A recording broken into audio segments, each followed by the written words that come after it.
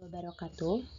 Perkenalkan, saya Fatmawati dengan nomor induk mahasiswa 200313056, kelas manajemen sore, akan memberikan sedikit tanggapan mengenai kondisi makroekonomi di era pandemi COVID-19. Perbedaan makroekonomi di Indonesia sebelum dan setelah pandemi. Kontraksi dan perlambatan ekonomi pada triwulan kedua tahun 2020 seiring dengan penerapan PSBB. Hal ini ditandai dengan angka pertumbuhan dan inflasi yang rendah, peningkatan defisit fiskal, angka hutang yang melonjak naik, serta eskalasi geopolitik di berbagai negara. Seiring dengan kasus positif COVID-19 di Indonesia yang semakin tinggi, Indonesia kembali mengalami deflasi. Berdasarkan data dari Bappenas atau PDB, di triwulan kedua mengalami kontraksi sebesar minus 5,32% secara tahunan. Meskipun demikian, pasar masih optimis akan mengalami pemulihan ekonomi pada triwulan selanjutnya. Laju pemulihan ekonomi di tengah pandemi global di beberapa negara seperti Amerika Serikat, Eropa, dan Jepang telah terlihat melandai setelah terjadi lonjakan tajam di triwulan ketiga. Prospek perdagangan di Asia juga tampak lebih membaik seiring dengan dimulainya kembali rantai perdagangan yang ditunjukkan dengan terjadinya peningkatan permintaan di Tiongkok. Hal ini menunjukkan bahwa ekonomi di Asia perlahan telah kembali. Meskipun masih banyak tantangan, terdapat tanda pengelolaan pandemi seperti kembalinya demand di Tiongkok, kebijakan moneter yang akomodatif, serta langkah-langkah fiskal yang besar dan tepat untuk mendukung pulihnya sektor konsumen, bisnis, dan sektor keuangan.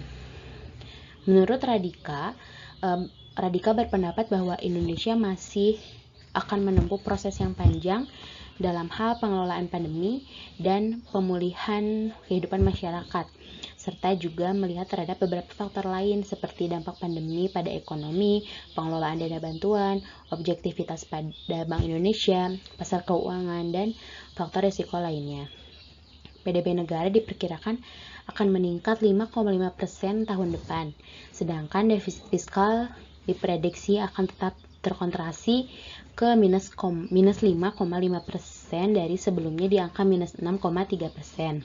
Selain itu, beberapa faktor lainnya yang menjadi risiko pemulihan bagi Indonesia adalah penundaan kembalinya aktivitas jika kasus positif COVID-19 tidak kunjung mereda, tingginya partisipasi dari investor asing di pasar utang dalam negeri, kesehatan fiskal dan tingkat hutang publik, serta rasio cadangan devisa terhadap pembiayaan eksternal bruto yang relatif lebih kecil bila dibandingkan negara-negara lain di kawasan regional.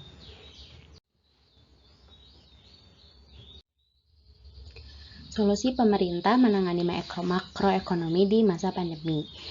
Pemerintah menyadari perlu adanya penanganan serius untuk mengatasi krisis kesehatan, sosial, dan keuangan yang disebabkan oleh pandemi COVID-19. Bahkan, anggaran APBN 2020 pun didorong untuk menjadi prioritas dalam mendukung penanganan COVID-19 yang terjadi pada saat itu. Kepala Pusat Kebijakan Ekonomi Makro Badan Kebijakan Fiskal Kementerian Keuangan Hidayat Amir mengatakan untuk mengatasi persoalan tersebut memang harus dilakukan secara serius sebab wabah ini telah mengganggu seluruh sektor, baik kesehatan, kondisi sosial ekonomi, juga dunia usaha. Tapi di sini pemerintah sudah memperkecil dampak pada ketiga sektor tersebut. Di antaranya yang pertama ada di bidang kesehatan, yaitu ada pembuatan rumah sakit darurat, dukungan peralatan medis, juga rumah sakit rujukan untuk pasien COVID-19. Nah, selanjutnya pemerintah juga memberikan jaring pengawanan sosial terhadap aktivitas sosial dan ekonomi untuk masyarakat yang pendapatannya terdampak selama pandemi. Itu dilakukan agar masyarakat masih tetap bisa menjaga konsumsi. Nah, beberapa jaring pengamanan sosial itu sudah dilakukan. Salah satunya yaitu ada perluasan PKH, perluasan kartu sembako, penambahan kartu prakerja. Nah, berbagai program pemulihan untuk dunia usaha juga terus dilakukan oleh pemerintah agar mereka tetap bertahan. Pemerintah menyiapkan dukungan bagi dunia usaha melalui koordinasi erat dengan Bank Indonesia, dengan Otoritas Jasa Keuangan, dengan Perbankan Nasional untuk bagaimana sektor bisnis, sektor usaha, sektor real tetap bisa bertahan walaupun tidak melakukan aktivitas ekonomi. Di sana juga program untuk dunia usaha diantaranya yaitu ada memberikan dukungan intensif bidang perpajakan, pengurangan lartas impor, serta berbagai kebijakan dan relaksasi di sektor keuangan.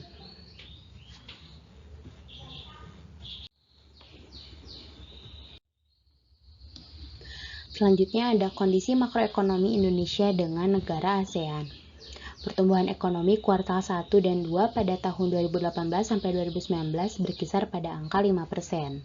Penurunan mulai terjadi pada saat tahun 2020 saat pandemi mulai terjadi. Pertumbuhan pada kuartal 1 tahun 2020 tercatat sebesar 2,97%. Jika dihitung terhadap kuartal yang sama pada tahun 2019 sebesar 5,7%, artinya terdapat selisih sebesar minus 2,1%. Selisih pada kuartal 2 sementara itu lebih besar jika dihitung antara kuartal 1 2020 sebesar minus 5,32% terhadap kuartal 2 tahun 2019 sebesar 5,5%. Maka terdapat selisih sebesar minus 10,37%. Catatan angka tersebut berbeda jika dibandingkan dengan kondisi normal atau pra-COVID. Jika membandingkan kuartal 1 dan 2 pada tahun 2019 terhadap 2018, angkanya cenderung lebih stabil dengan selisih yang cukup kecil.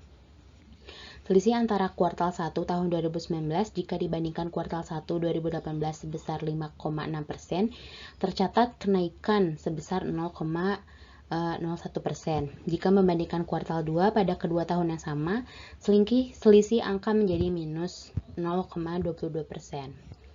Komponen pengeluaran pemerintah turut menjadi kontributor penting dalam catatan minus perekonomian kuartal 2 ini. Menurut peneliti Institute for Development of Economic and Finance, Abdul Manap Pulungan, ia menyoroti bahwa program PEN yang dinilai tidak berjalan maksimal karena terkendala masalah birokrasi dan administrasi. Program PEN juga dinilai kurang melibatkan pemerintah daerah. Nah, dibandingkan negara-negara di kawasan ASEAN, selisih atau perubahan pertumbuhan ekonomi di Indonesia memang bukan yang terburuk. Namun, menurut Trading Economics, Indonesia termasuk negara dengan penurunan pertumbuhan ekonomi dengan selisih 2 digit pada kuartal 2 tahun 2020.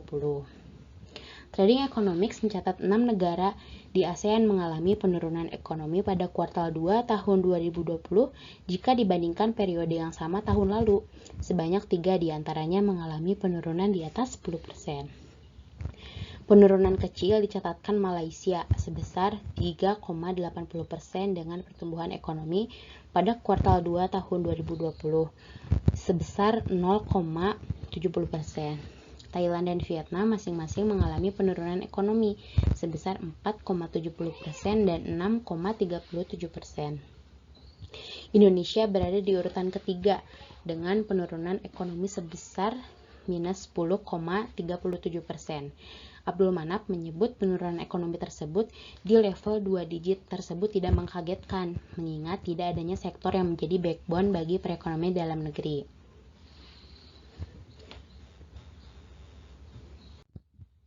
Sekian pemaparan dari saya. Mohon maaf apabila ada kata-kata atau pengucapan yang kurang berkenan. Terima kasih atas perhatiannya. Wassalamualaikum warahmatullahi wabarakatuh.